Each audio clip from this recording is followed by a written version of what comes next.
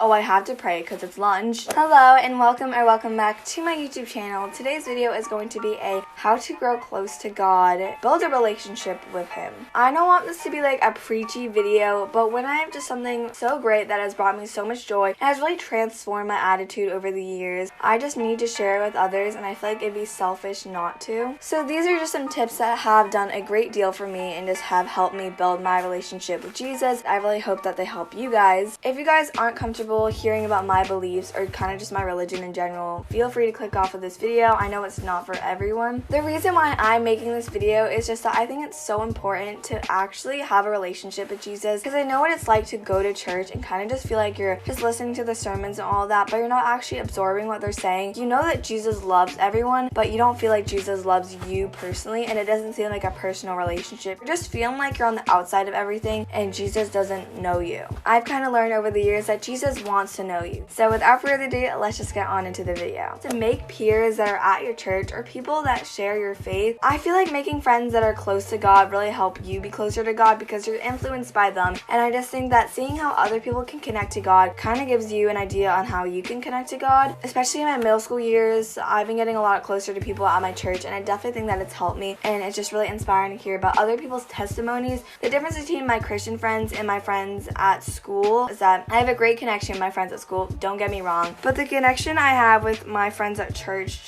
they're just different. But since we're bonded by faith, we definitely have something in common that we share, and it's just super important. If there's any opportunities that you might have, I would say go for it and see who you kind of click with at the church. Give Him your stress.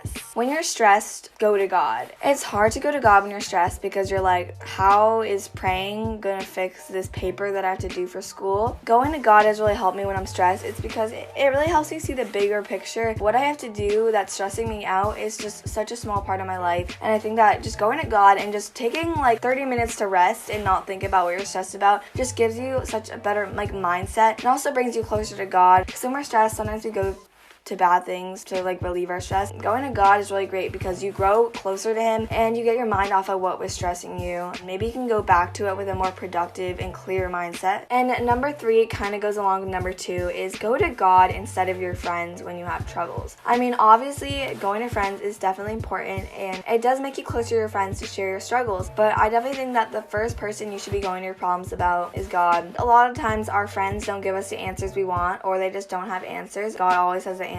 When you always rely on your friends, you kind of don't rely on God. The times where you are the most weak are the times where you are going the closest to God. So if you're struggling through something, and when you're not even thinking about God, and you're struggling through something, and your main source of release is your friends, instinct to go to your friends, I think that you're kind of wasting opportunities to really get close to God. Find the way that you like to connect to Him the most. Even though with Christians we all have the same faith, we don't all connect with God in the same way, and I think it's really important to find the way you connect with God the most. Some people connect with God the most when they're reading the Bible. That's not me. I try to read the Bible, but that's not the moment where I feel the closest to God. So I'm going to try to find my own techniques, and for me, it's definitely music. I love singing. I love playing piano, playing violin. For me, a way that I like to get close to God or kind of just reconnect with Him is singing. I like to sing Christian music. I like to listen to Christian music, and I definitely think that everyone will have a different way that they like to connect with God, but if you find your way that helps you connect with Him, that's all that matters. So I might be sharing my personal way that I get close to God, but that doesn't mean you have to follow what I'm doing. I think the most important thing about faith and what makes it just so amazing that we get to have a relationship with God is that our relationship is just so personal. You might connect with God on a different level than I connect with Him, but we both have a relationship with God. Pray during spontaneous times. I have struggled with prayer. When you kind of limit yourself to only praying during meals, it becomes forced. When you're with your family at the dinner table and you're like,